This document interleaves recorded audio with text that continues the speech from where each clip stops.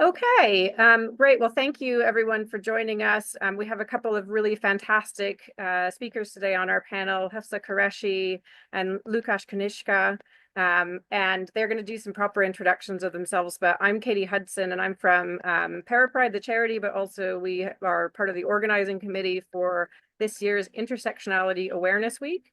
And this is one of the panel discussions we're hosting for the first day, which is focused on the community that is both disabled and part of the LGBTQIA plus community. So we're talking about intersections today, including this panel, which is on the intersections of identity.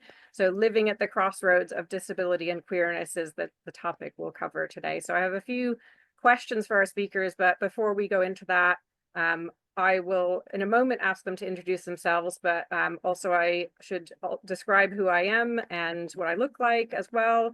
I am kind of a mid-40s person who's Caucasian, and I have blonde hair, and I'm wearing a green dress. So that's me. And I'd love to invite now, maybe Hafsa can get us started with an introduction, including a description of yourself, please. Sure thing. Hi, everyone. My name is Hafsa Qureshi. I use any pronouns.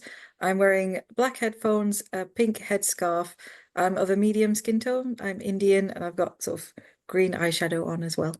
And I think a little bit about who I am and what I do. I work with various charities. I'm openly queer. I'm bisexual. I am Muslim. I live with a lot of chronic illnesses and disabilities. I'm also autistic.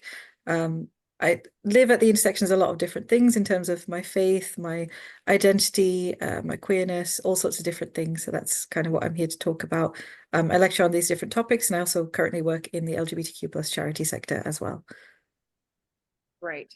All right. And can we maybe pass the mic to Lukasz to introduce himself, please? Sure. My name is Łukasz Konieczka. My gender pronouns are he, him. And I'm wearing a grey blazer with badges that read trans ally, and my gender pronoun he, him. I've got blonde curly hair, and I'm sat in a kind of reading room, our library at Mosaic LGBT plus Young Persons Trust, when I'm the executive director. And I do a lot of work with our young persons on understanding disability, and also kind of making sure that we are, as an organization, open and inclusive of young persons who have got disability. And also what is quite critical, I feel, is also I do work with Imperial, both the college where I do kind of lecture about the LGBT plus inclusion in healthcare, because I think that's very important. And that's something that I've been passionate about for a very long time, and also with Imperial NHS Trust, where kind of we work at, we kind of look at different policies, making sure that those are inclusive of different communities that the trust is serving.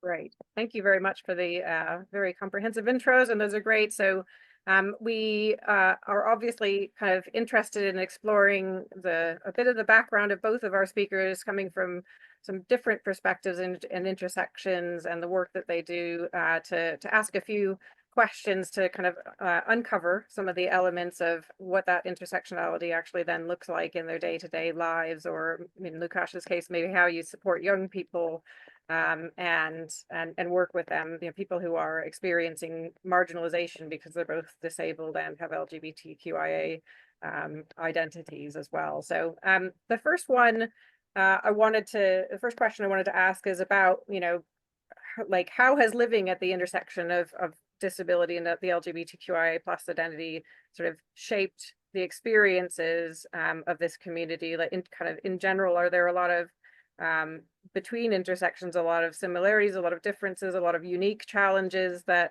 either you personally experience, or if you're kind of working with individuals in that community that often come up? And maybe I'll start with Hafsa. Sure. I mean, I think the obvious one is the invisibility of it all. A lot of the disabilities I have are not visible. I have a lot of commentary on the discourse around invisible disabilities, but that's a whole lecture in and of itself. My queerness is not necessarily something that is visible. I walk into a lot of spaces. I represent a lot of LGBTQ plus organizations. I am very, very queer, but it is not something that is inherently clear about me. And the amount of assumptions people make based on when I walk into a space, wearing a headscarf, being visibly Muslim, are there's so many of them. People assume that I could be homophobic, that I might be transphobic. People will not meet my eye. They will sometimes frown at me. They'll make all sorts of assumptions, even though I am present in a space. Sometimes I'm the speaker in a space. I'm not granted respect and dignity until I've declared that I am queer and therefore deserve to be there. And it's isolating and upsetting. At the same time, people do the same thing around my disability. They assume I do not have access needs. I have arthritis. I don't currently use a mobility aid, but sometimes I do. And sometimes I need lift access. Sometimes I have access requirements. I'm also autistic. Sometimes I need instructions in specific ways. These aren't things that are necessarily visible. I've learned to mask or be perceived as not autistic in some spaces for my survival, frankly. And these are all things that are not inherently visible. And I'm always thinking about those things when I enter a space. Am I going to be able to access it? Can I literally get into the building? And even then, when I do get into the building, is someone going to police why I'm there because of my queerness, which is not visible?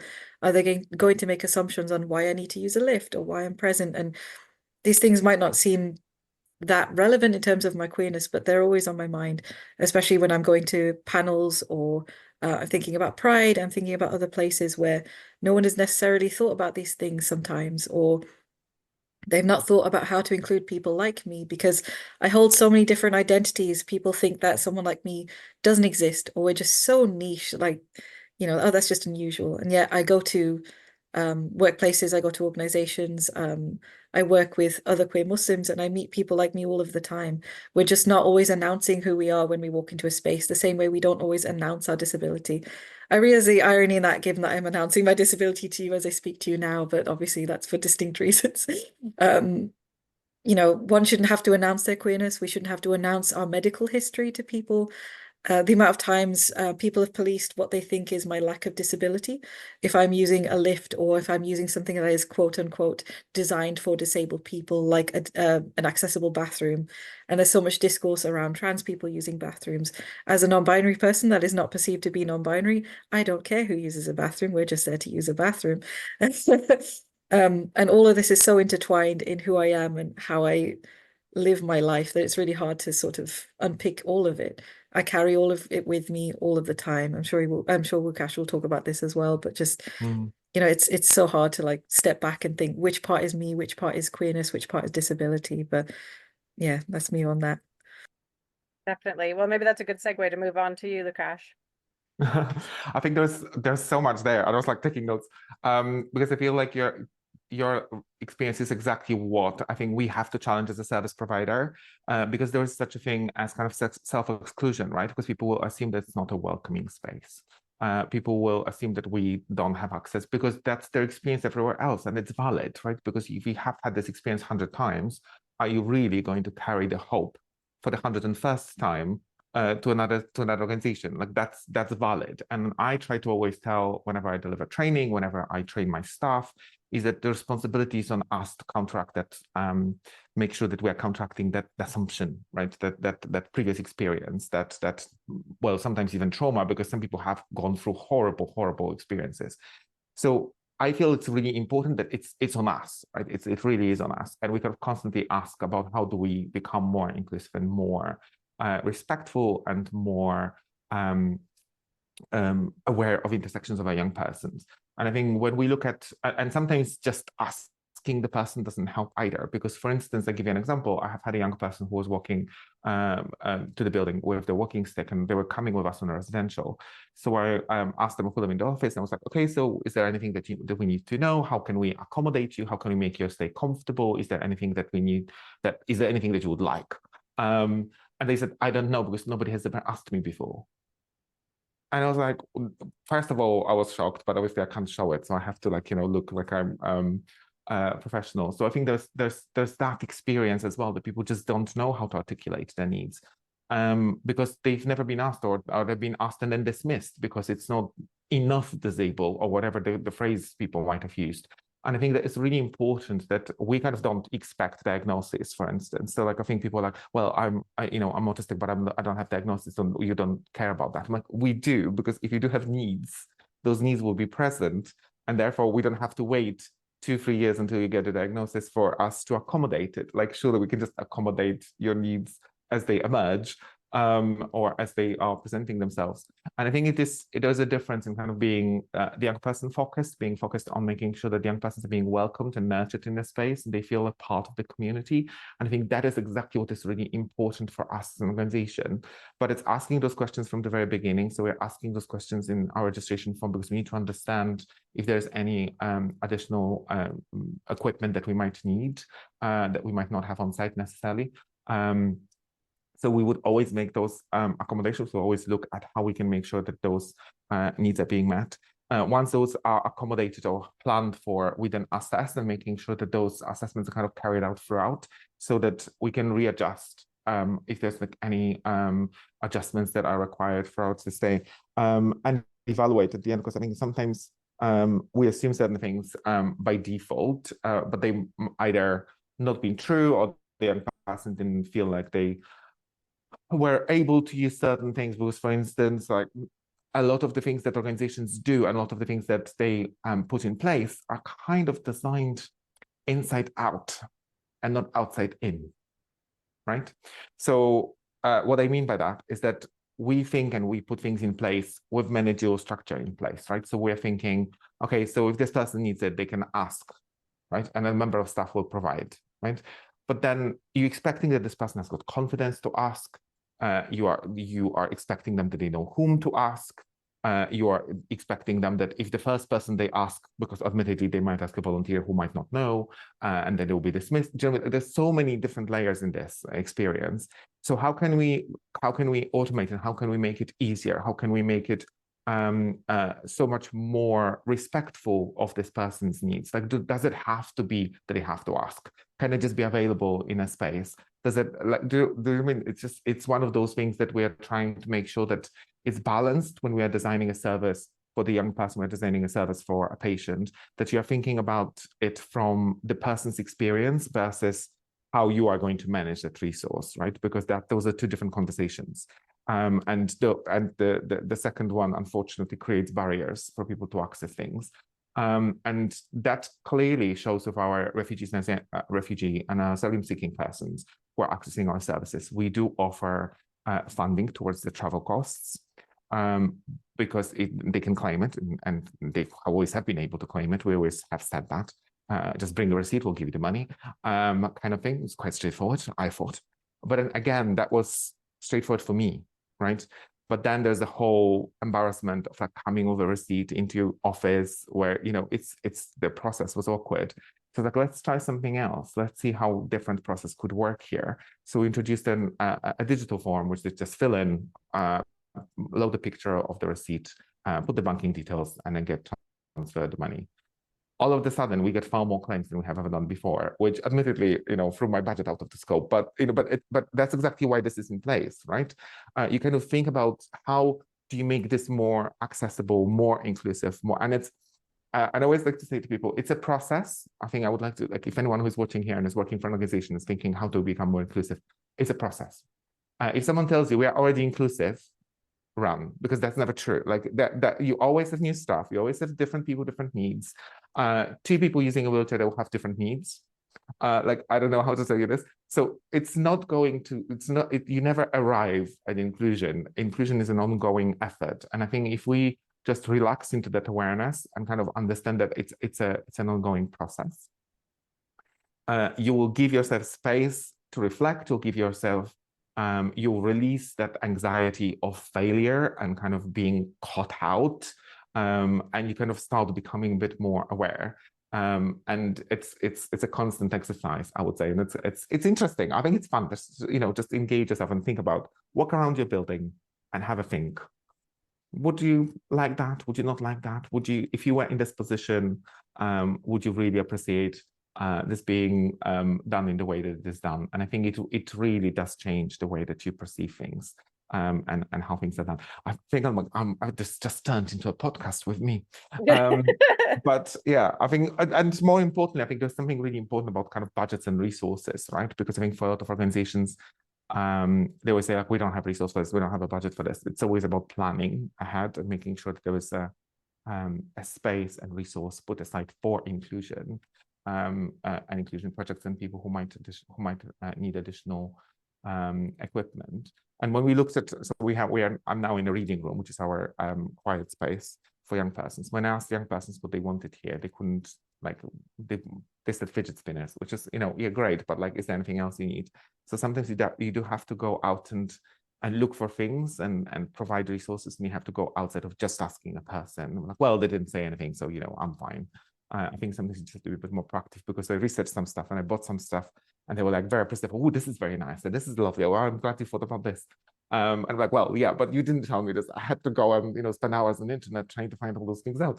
But it's good. It was an interesting read. But I think it's always it's an exchange, and it's kind of constant exercise. Don't just rely that people will tell you like everything at the get-go. I think sometimes it's a bit. Yeah, I think you bring up some really interesting points there, about the onus not just being on the person who's entering an environment that maybe isn't 100% suitable for them or tailored to their needs. And asking the questions and not treating everyone as though they're similar. If maybe that person, like you said, like two people in a wheelchair don't have the same needs. Two people who are autistic don't have the same needs, even though they might have the same condition. So I think it is really important to ask the questions, and especially when you have multiple layers of difference and marginalization, being from the disabled queer community, for example, you do have to really understand and ask the question, but also be proactive about taking it upon yourself to find and come up with solutions as well, because like you said, both in the context of like your organization, a charity that supports young people, but also in the workplace, for example, people often are not don't feel comfortable sharing their needs, as though that they might actually be penalized perhaps, or further marginalized in the workplace if they explain a bit more about who they are and what their needs are. So absolutely, I think you bring up some really good points. I guess that brings me to the next question of, I guess it's almost the reverse of that question, where I'm keen to hear if you have examples or thoughts on like contexts in which the disabled queer community can feel seen and supported, or really great examples of where you have seen some more positive experiences from that point of view. You've already given like some examples, Lukasz, of some of the stuff that you've done in your organization, but maybe I'll start with Hafsa, just to ask you if there are any environments that are particularly helpful and supportive, rather than exclusionary. Yeah, I think any space that I guess sort of assumes that in one way everyone has access needs. So even such things like if someone has a website, have they used a screen reader to check if it's readable? That's something that can be free. I mean, you can access a screen reader, you can do that now. Like, have you thought about how someone's going to enter a space? Have you thought about if the lift works or not? When someone comes into a space, are you directing them to the lift first? Are you saying, by the way, here's where they are, here's where the bathrooms are? Are you saying that to everyone, or just someone you perceive to be disabled? The best spaces I've been in are the ones that just assume all of us need these things, because most people do, and that's absolutely fine. Simple things like letting speakers know if someone has an interpreter with them. And I'm conscious Francis is what's the word I'm looking for, is signing this at the moment. Sorry, a brain blip. That, are you addressing the person who is speaking, even if they're not necessarily audibly speaking to you? Are you addressing them as a person? Because some spaces I've been in, they're directly addressing the person who is signing. And yes, signing takes a lot of energy. Thank you, Francis. But at the same time, you need to address the person that is talking to you. Little things like that don't necessarily cost money, but you're making sure that person feels included in the space. Little things like us describing what we look like as we started, which is something I was going to do, and I'm glad you highlighted that as well. These things that aren't necessarily encoded in us. Like every time I introduce myself, I will always introduce myself with my pronouns. It's something I've done since I started working in the LGBTQ+ sector, and I've done ever since in every space I'm in. To the point where if I somehow forget, I'm like, oh, I've forgotten. It's just how I introduce myself. It's become extremely natural to me because it allows other people to say, oh, cool, my pronouns are XYZ, and it opens a conversation. We need to be more open about access needs, because it's not just disabled people that have access needs. And as an autistic person, I'm glad you mentioned this, Lukasz, about like not knowing what you need, because no one has ever asked you. The way I view the world is going to be different to someone who is not neurodivergent or not autistic or not, having the same needs as I do. When I think about the theory of disability, the social model of it, one, I mean, this is me getting a bit deep in it. I'll try and keep it really brief. But like when we think about disability, the world makes us disabled in some way. If we lived in a world where everyone could fly, but you can't fly, or you don't fly, and everything is designed just for that. Like there's no stairs, you're just supposed to fly places, right? I swear this is going somewhere. You're just meant to fly places. The world is not built for you. You are disabled in that world because it is not built for you. When I look around this world, it is not built for me. It's not built for me as a queer Muslim. It's not built for me as a disabled person. But people can make access, people can create spaces that are accessible to me. People can think about people like me. But sometimes it takes someone who is like me to look at those spaces. For example, I'll often see spaces that are wheelchair accessible that require walking immense distances. And when I use a walking stick, I'm like, okay, so you need me to trek from one station to another, from one massive area to another. Oh, wait, the lift is out of access. Great. I can no longer access this floor. I can't get to here from here to another place. And now I have to weigh up whether or not to sacrifice my dignity by making someone carry me. And I don't want that. I don't want someone to touch me. Or just figure it out myself. Like, I'm making that trade-off between my spoons, my energy, and whether or not I can even enter this space. I realize I'm deviating from the question somewhat, but just the constant thought point of, are you just assuming that this person looks disabled and therefore I'll let them know about the toilets, I'll let them know about this, that, the other? Or are you just assuming everyone needs these things? Because everyone needs to know where the toilet is. Everyone needs to know where things are. Like, I don't care if someone needs to use a lift because they are disabled and have mobility issues. I don't care. If someone wants to use a lift, they can use a lift. It's for everyone. And I think the same thing goes when we talk about queer inclusion and things like introducing ourselves with our pronouns or describing ourselves or just making sure a space feels welcoming to everyone and not just assuming, this person looks queer, they're wearing rainbow, I'll introduce myself to them, and thinking, well, maybe this person is going to this event for the first time. Maybe they've never told a single soul that they are queer. Maybe they're questioning their identity and they're not sure. I'm sure you've had this before, Wukash, with young people who are still working things through. I sometimes work with young people in the work that I do, and the conversations are really fascinating because I've had similar conversations where they've never been asked who they are or what they need, and they're not used to being listened to. They're not used to being respected. As a disabled person, I'm sometimes used to people skipping over me, or sometimes as an autistic person, people speaking to me in very patronizing ways, belittling who I am. If I'm in a wheelchair or if I'm using a mobility aid, suddenly I'm spoken to in a very patronizing tone of voice. And this only seems to come from non-disabled people who don't necessarily understand that my needs have not changed. Even if I am someone with selective mutism, even if I'm not physically audibly speaking to you, does not mean I'm suddenly incapable of communicating. I think people being more cognizant of that communication doesn't necessarily look one way. And this is something everyone needs to know, and it's free. It's free to just learn these things. It's free to just say, hey, not everyone's going to make eye contact with you. That doesn't mean they're not paying attention. Maybe someone needs to fidget with something. That doesn't mean they're not paying attention. Someone might have a sign language interpreter. Someone might have someone who is audibly speaking on their behalf, but they are still speaking to you. You need to make eye contact with them or pay attention to them when they are addressing you. All those sorts of things that show that level of respect and understanding. And I'm just want to be aware that, like, I understand everyone doesn't know everything to begin with. We all start somewhere. But it starts by role modeling that behavior by saying, hey, these are my pronouns. Hey, this is what I look like, or my description, or I'm just going to do this thing. You're welcome to do the same. Like, I'm going to spell my name out so you know how to pronounce it. If you're not sure, you can always ask me. If you don't know what my pronouns are, you can ask me. If you've forgotten my name, you can ask me. I've been on panels or spoken to people like, I'm really sorry, I have memory issues. I'm probably going to ask you some questions several times.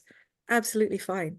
We're so used to, not wanting to break social convention by saying, I'm going to do this thing, it is not socially acceptable. And this convention was designed not for people like us at all. And I say it's entirely within our remit to break that convention, say, okay, I'm going to fidget. Okay, I'm not going to make eye contact. Okay, I'm going to move in ways you don't expect. Maybe I have a tic. Maybe I'm going to do something you don't necessarily think is socially acceptable or you don't expect or understand. Maybe my body functions in a way that's different to yours. I don't owe you an explanation, but I'm just telling you this is a thing that's going to happen. And now you can either meet me where I'm at and say, okay, cool, we're gonna work with this, or you can not, and you can disclude me from this space, and that's your loss.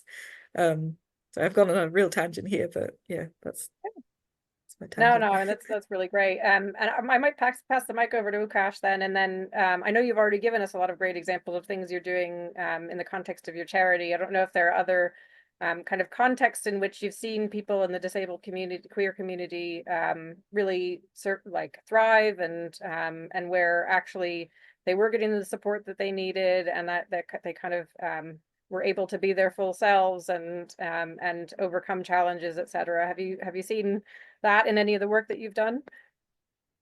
I think we have had some of our young persons kind of speak at the TFL panel, kind of making sure that they are kind of hearing the voices of people who do have real experience of disability, and kind of making sure that they actually do share it and saying, well, this is not actually inclusive. This is how I feel about using public transport in London. And I feel that I think for us, it's the role for like platforming those voices and making sure that those voices are there and they're on record, as it were, and making sure that the decision makers are hearing those voices as well. I think for me, it's like we always take our young persons to Power Pride, because I feel like it's very important that young persons kind of start developing the broader understanding of our community, and not just this weird marketed idea of queerness, which is, you know, sanitized idea of queerness, which is kind of safe for families and heterosexual consumption, essentially, bottom line being, because I think that's part of the problem. I feel I always try to make sure that our young persons kind of start understanding the fact that actually as a queer community, we do have high prevalence of disabled people, and I think it is quite important we recognize that and that we cater for this within our organizations. And I think I see too much of excuses of like, well, we are in London, we have an old building. In that case, we have also new buildings, like just one of the new buildings, I don't know what to tell you. Like when we run events, we specifically kind of assess the space that we use, making sure that those spaces are kind of meeting our accessibility requirements. Because like, I don't think that in the 21st century, you can have people who are not able to come into your space without being lifted manually, you know, with no grace and no dignity. And I think that's quite important.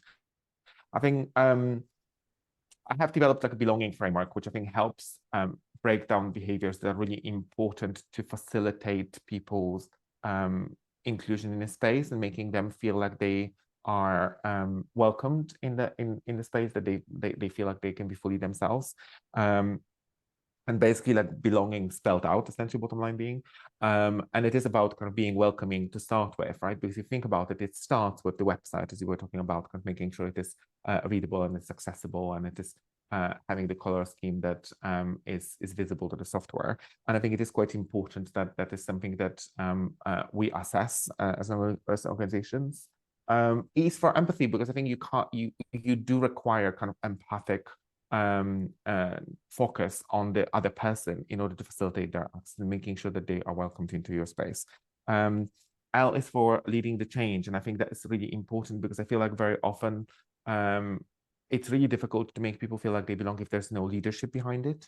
I feel like it needs to come from the top. It needs to be like a clear direction of the organization, and not just an empty slogan. And those people and everyone else who is actually, because leaders don't have to be appointed, they can be community leaders. I think they all have to make sure that they are challenging people's assumptions and chatting behind the closed doors, as I like to call it, the staff room conversations that might be actually disrespectful, discriminatory, or joking, or whatever other kind of way people might be disrespectfully addressing the fellow workers or the clients, or the young persons in our case. I think there's something really important that you have said, actually, Hafsa, and I think that was and it actually strikes me as well, because it's what O stands for, which is obliging. I think there's too often people feel like a burden. And I've seen it over and over and over again. Like, I don't want to cause a fuss. I don't want to cause like you know, because people were having those experiences where they were like, you know, people rolled their eyes over them or dismissed what they were saying, or they were saying, well, actually, you're not as disabled because, you know, you are on a wheelchair, but you actually stood up and I saw you, haha. Do you know I mean, like, we all seen this, you know, and it's horrendous that it happens. You know, I have had young persons being challenged accessing bathrooms, and I think like we really need to kind of reevaluate how we as a society actually welcoming and actually making sure that we are providing a service that is not making people feel less themselves. And I think that's kind of the main thing. And it's for being needs oriented. And I think that slightly touches on what I said before, which is basically like not only asking, but also like researching and self-educating and expanding your understanding, because sometimes you might need to go a bit beyond what maybe person have told you for diverse reasons.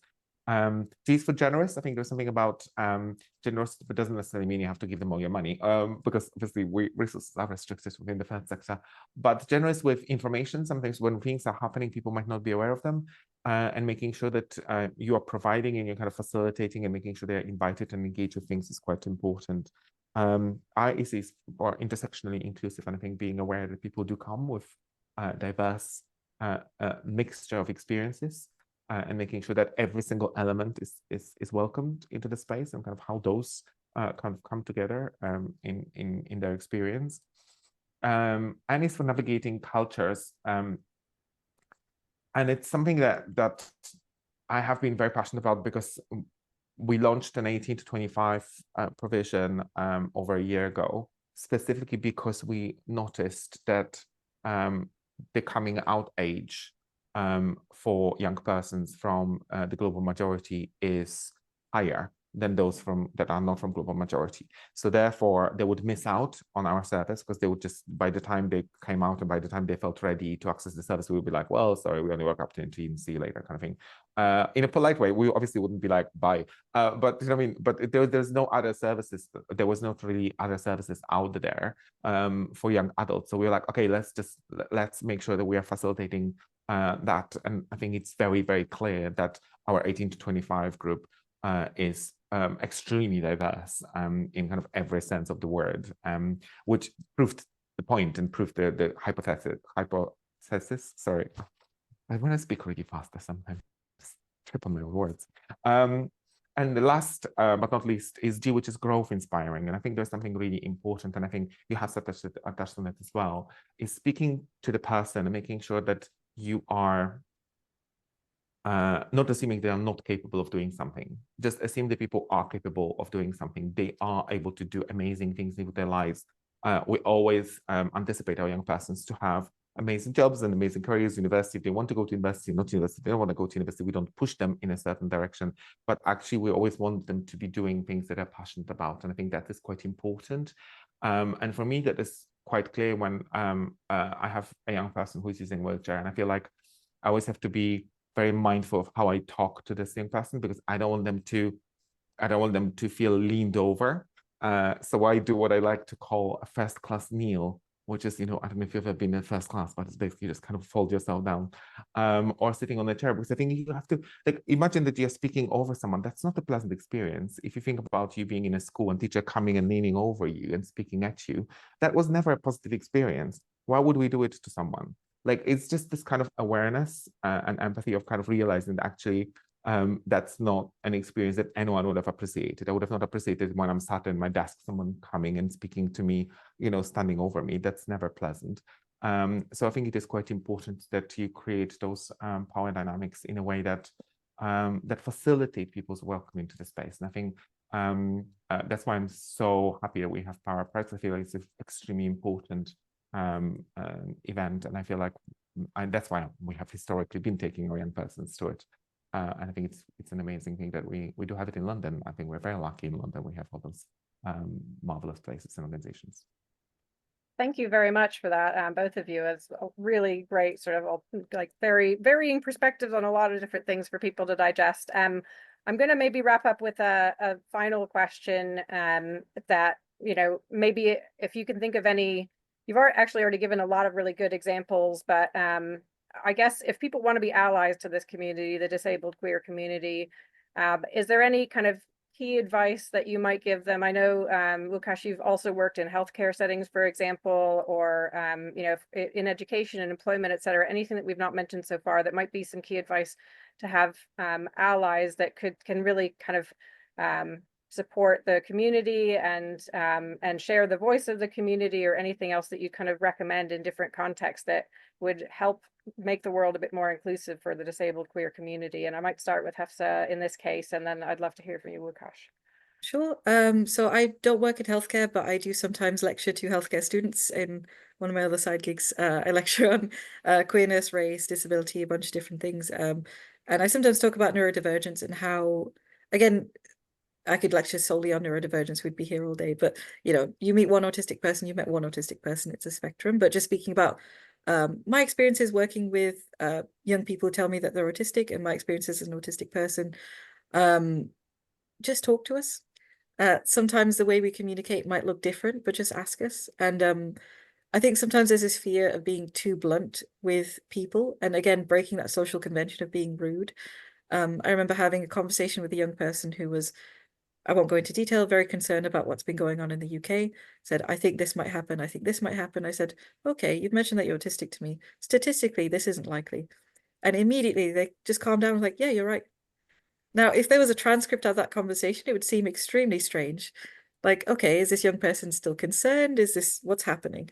But knowing that they were autistic and I am autistic, and having them described, like having a brief conversation, it's like, okay, my perception, and this is just an assumption, but given that I have lived experience here, my perception is that you would like some facts about how this might work and what is feasible, because your mind is maybe doing a bit of fear mongering here, but let's have a conversation.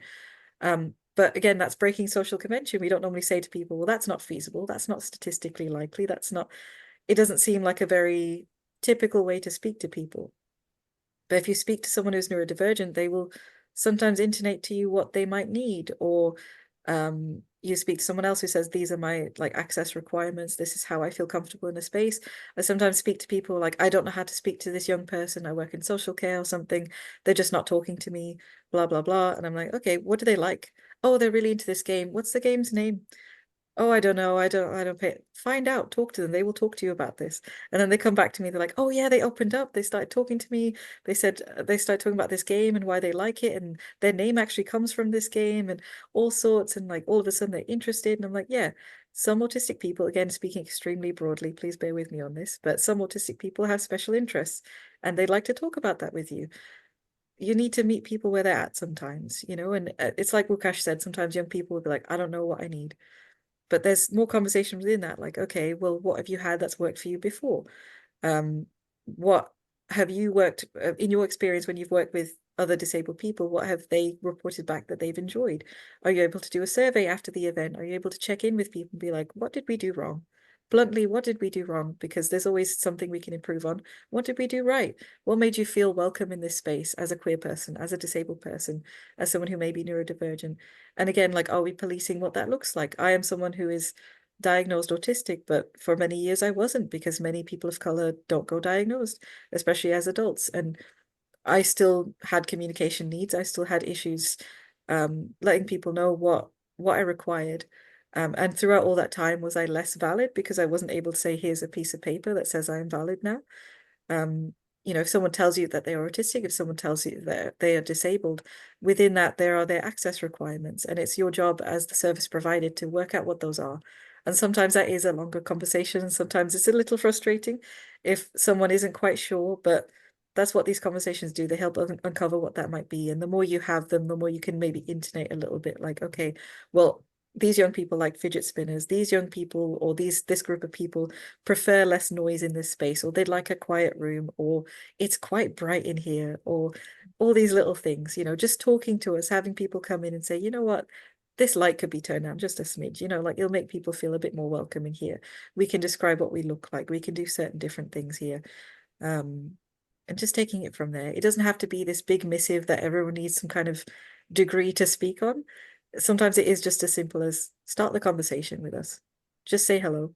You know, we are not that complicated, and you know, we understand what our needs are sometimes better than other people do.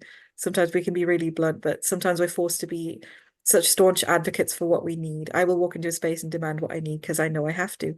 But that's because I've had to build that confidence up. I've had to put myself forward like that. That's a lot of pressure on many people, especially if they're young people, especially if they're newly disabled, because that is also a factor. People are dealing with things like long COVID or, chronic fatigue, and it's a new experience to be like, oh, my body or my brain or all these things don't function in a way I normally would expect them to, in a typical way I'd expect them to. I have to adjust to this. I have to acknowledge this. And just meeting people where they're at in that regard.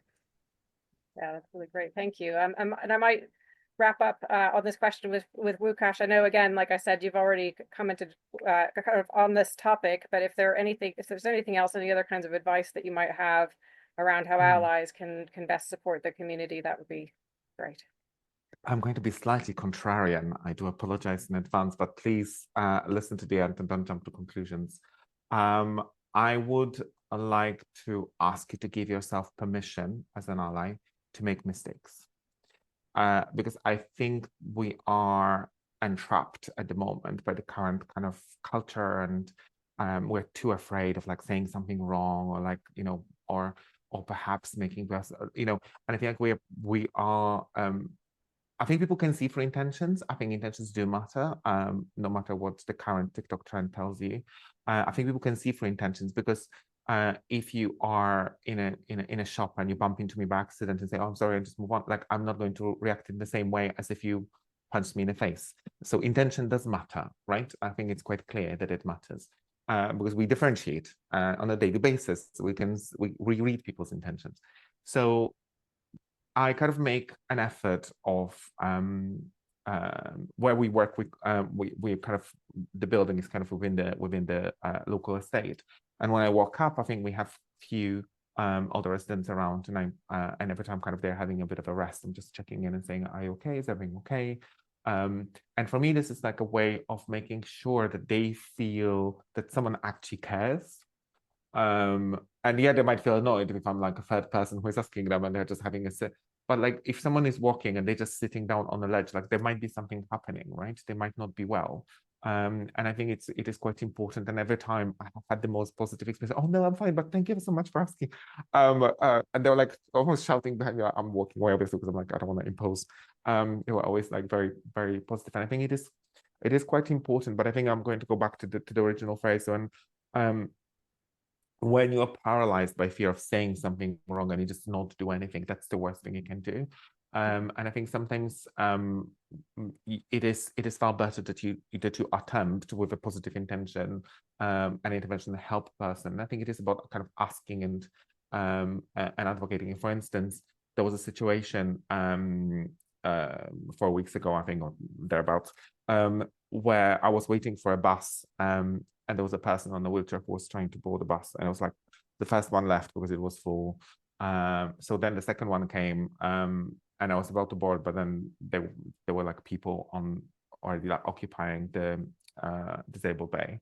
So I was like, okay, they're obviously full, so like, that's fine. And then the third bus, so I didn't board that one, and the third bus came, and I was like, well, can this person like really needs to get on the bus, because there was already been 2 buses, right? And this person cannot speak because they're at a different entrance. So I'm like, and they were like, "Oh, they can wait for another one." There were already 2 buses, and I don't think that's reasonable for them to wait for a third one. Can you ask the person with a pushchair to just fold it? Like it's not that deep of a deal. And actually, it is a TfL regulation that they will just do have priority. If you do have to ask them out, then do ask them out. Because I did check that, you see. And the guy was like, "Oh, I don't think it is a deal." I'm like, "It really is. Do you want me to show you the screenshot? Because I have taken one." And he was like, "Oh, fine, it's just so." And it's such a small thing, right? But I don't know how long would this person been waiting on this bus there, because it's the peak time. So obviously those buses are full to capacity in the morning. So sometimes it's like simple things like this that don't require you to be a superhero and wear a cape and God knows what kind of knowledge you need to possess. I think there's sometimes small things you can do to make sure the people around you are okay. And I think that's really important. And I think it is something about making sure that you challenge your friends who are making derogatory comments or derogatory jokes, and making sure that you're keeping them accountable, because this is the community that you are building. And if you are entertaining this within your friendship group, the people who you are supposed to building trust with, that is not going to fly in my circle groups, group of friends. And it's a common kind of joke that, you know, I'll make sure that you're minding your language because Lucas has arrived. So I think it's quite important that we kind of building the community that's more inclusive, and we have to start with our circle of influence, right? Which is our organizations, our workplaces, our neighborhoods, and our LGBT plus community. And it is up to you. Like, there's no superhero coming. There's no miracle happening. It's up to you, right? And I think it's really important that we start understanding this, because actually you might be well today, but you don't know what's coming. And I hope nothing's going to happen. I think everyone will be great and healthy and superb, but you never know. And I think we want to design a world that's the best world, no matter what your circumstances or what tomorrow's events bring. Absolutely. Yeah. I mean, I think that's a great note to end this on. And I do want to thank both of our speakers, Hafsa and Łukasz. Thank you very much for all of the incredible insight that you've shared with us, and your experiences, as well as, you know, great things that allies and others can do when they see us or meet us in the community as well. So thank you very much for that. And thank you to Francis, our BSL interpreter, as well. I'll close the panel now, but thank you to everyone who's also watching this, and I hope you explore a lot more of our content for Intersectionality Awareness Week. Łukasz, were you going to say something? No, I thought it was thank you in sign language. Wasn't Oh, it? right. Okay. Thank you. Yeah. So see, I can sign. Very good. All right. Cool. All right. Well, thank you, everyone.